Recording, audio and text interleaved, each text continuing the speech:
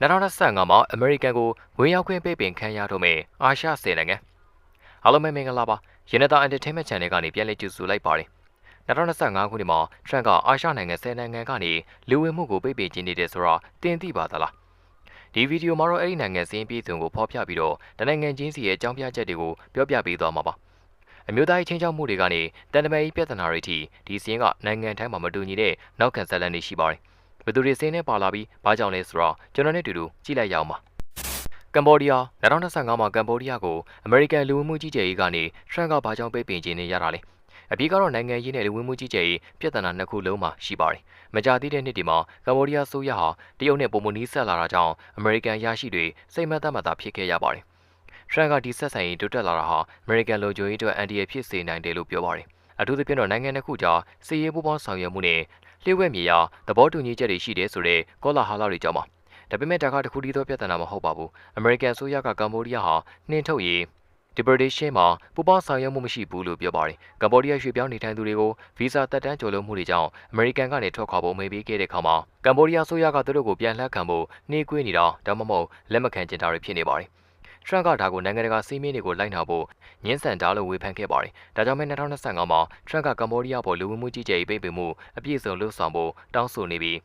ကျောင်းသားဗီဇာတွေခီးသွွာလာခွင့်တွေနဲ့အလုံးလုံးခွင့်ပါမစ်တွေကိုဖျက်တောက်မှာဖြစ်ပါတယ်။ဒါအမေရိကန်ကိုကာကွယ်ဖို့နဲ့တခြားနိုင်ငံတွေဥပဒေကိုလေးစားကြောင်းတေချာစေဖို့ဖြစ်တယ်လို့သူကဆိုပါတယ်။အမေရိကန်မှာရှိနေပြီးသားကမ္ဘောဒီးယားမိသားစုတွေအတွက်တော့ဒါအပြန်လဲပေါင်းစည်းဖို့ပို့ပြီးတော့ခက်ခဲစေပြီးချစ်ရတဲ့သူတွေကိုခေါ်လာဖို့အခွင့်အရေးနှဲပါစေပါလိမ့်မယ်။ဒါကိုလူအများကပြင်းထန်လွန်းတယ်လို့ပြောပေမဲ့ထရန့်ကလိုအပ်တယ်လို့မြင်ပါတယ်။ပါကစ္စတန်2025မှာထရန့်ရဲ့ပိတ်ပင်စင်းနဲ့ပါကစ္စတန်ဘာကြောင့်ပါဝင်လာရတာလဲ။အဓိကအဖြစ်နဲ့လုံခြုံရေးဆိုင်ရာစိုးရိမ်မှုတွေနဲ့ပူးပေါင်းဆောင်ရွက်မှုတင်းမာမှုတွေကြောင့်ပါနေပေါင်းများစွာကတည်းကအမေရိကန်ဆိုရကပါကစ္စတန်ကိုအကြမ်းဖက်ဖွဲ့တွေပုံရှောင်ရနေရလို့ဆွဆွဲခဲ့ပါတယ်ပါကစ္စတန်ကအစိုးရဝါဒကိုတိုက်ဖြတ်ဖို့ကြိုးစားခဲ့ပေမဲ့ထရန့်ကတော့ဒီနိုင်ငံဟာအမျိုးသားလုံခြုံရေးအတွက်အန္တရာယ်ဖြစ်နေစေလို့ပြောပါတယ်2025မှာထရန့်ကပါကစ္စတန်ကလူတွေကိုစစ်ဆေးတာဟာအရန်ခက်ခဲတယ်လို့ဆိုပါတယ်အစိုးရကနောက်ခံချက်လက်တွေကိုယုံကြည်စိတ်ချရအောင်ပေးနိုင်ခြင်းမရှိတာကြောင့်ဘယ်သူတွေဝင်လာလဲဆိုတာသိဖို့ပိုခက်ခဲတယ်ဆိုတာသူကပြောပါတယ်ဒါကြောင့်မဲ့သူကခီးသွားတွေကျောင်းသားတွေနဲ့အလုပ်သမားတွေပါဝင်လူမှုကြီးကြပ်ရေးကိုပြည့်စုံပိတ်ပင်ဖို့တွန်းအားပေးနေတာပါနောက်တဲ့ပြဿနာတစ်ခုကတော့နှင်းထုတ်ရေးပူးပေါင်းဆောင်ရွက်မှုပါအမေရိကန်လူဝင်မှုကြီးကြပ်ရေးရရှိတွေကပါကစ္စတန်ဟာတရားမဝင်နိုင်ငံသားတွေကိုပြန်လက်ခံဖို့မကြာခဏနှောင့်နှေးတာဒါမှမဟုတ်ညှင်းဆန်တာတွေလုပ်တယ်လို့ပြောပါတယ်ထရန့်ကတော့ဒါကိုလက်မခံနိုင်ဘူးလို့မြင်ပြီးဒီအချက်ကိုပြန်တုံ့ပြန်ဖို့ဆိုရင်ပြည်ဝင်ခွင့်ပိတ်ပင်တာဟာတခုတည်းသောနည်းလမ်းဖြစ်တယ်လို့ပြောပါတယ်ဒီလိုရက်ကြောင့်အမေရိကန်ကိုလာရောက်ဖို့မျှော်လင့်နေတဲ့မိသားစုတွေចောင်းသားတွေနဲ့အလုပ်သမားတွေကိုနှက်ဆိုင်စွာနဲ့ထိခိုက်ပါလိမ့်မယ်အီရန်စည်ရင်တဲ့ပါဝင်လာရတဲ့အဓိကအကြောင်းရင်းကတော့ရေရှည်တင်းမာမှုတွေနဲ့နျူကလ িয়ার ဆိုင်ရာစိုးရိမ်မှုတွေကြောင့်ပါနေပေါင်းများစွာညှိနှိုင်းမှုတွေလုပ်ခဲ့ပြီးတဲ့နောက်မှာတော့မှအီရန်ဟာကမ္ဘာလုံခြုံရေးအတွက်အဓိကချင်းချောက်မှုဖြစ်နေစေလို့ထရန့်ကပြောပါတယ်သူကကြမ်းဖက်ဝါဒကိုထောက်ခံတဲ့စစ်သွေးကြွတွေကိုငွေကြေးထောက်ပံ့တဲ့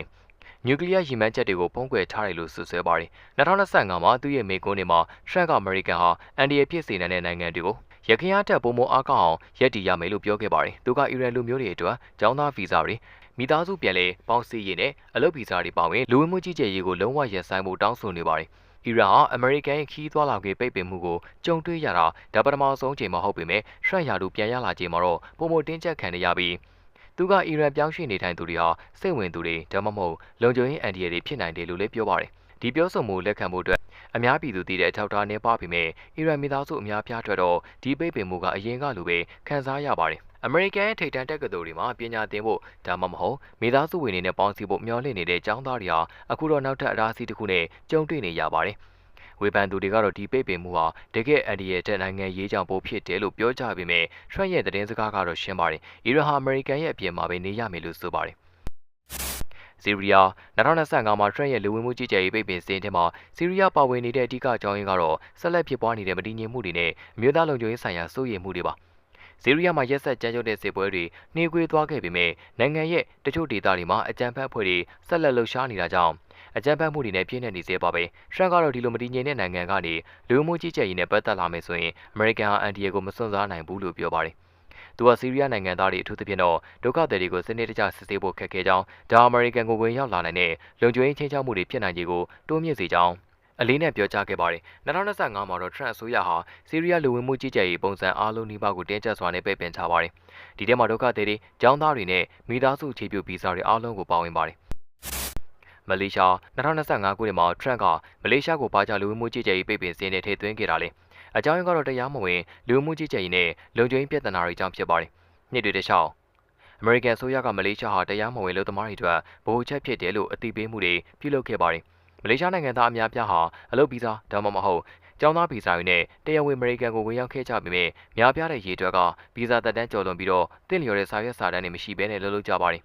ဒါကအမေရိကန်လူဝင်မှုကြီးကြပ်ရေးရုံးတွေမှာစိတ်ပြက်စရာတွေတိုးပွားလာစေခဲ့ပါတယ်။ဘာဖြစ်လို့လဲဆိုတော့နှင်းထုတ်ရေးလုပ်ငန်းစဉ်တွေကနှိမ့်ကွေးပြီးတော့ထိရောက်မှုမရှိခဲ့လို့ပါ။ထရန့်ကမလေးရှားဟာဒီပြဿနာကိုဖြေရှင်းဖို့အတွက်အမေရိကန်နဲ့ပူးပေါင်းဆောင်ရွက်ရမှာတက်ကြွမှုမရှိဘူးလို့ပြောပါတယ်။ဒါကြောင့်မဲ့သူကမလေးရှားပေါ်လူဝင်မှုကြီးကြပ်ရေးကိုလုံးဝပိတ်ပင်ဖို့တွန်းအားပေးနေပြီးခီးသွားကျောင်းသားနဲ့အလုပ်ပါမစ်တွေပါဝင်ဗီဇာမျိုးစားအားလုံးကိုပြစ်မှတ်ထားနေပါတယ်။ဒီပိတ်ပင်မှုဟာအမေရိကန်မှာပညာသင်ဖို့အလုပ်လုပ်ဖို့ဒါမှမဟုတ်မိသားစုဝင်တွေနဲ့ပြည်လည်ပေါင်းစည်းဖို့မျှော်လင့်နေသူတွေကိုထိခိုက်စေမှာပါ။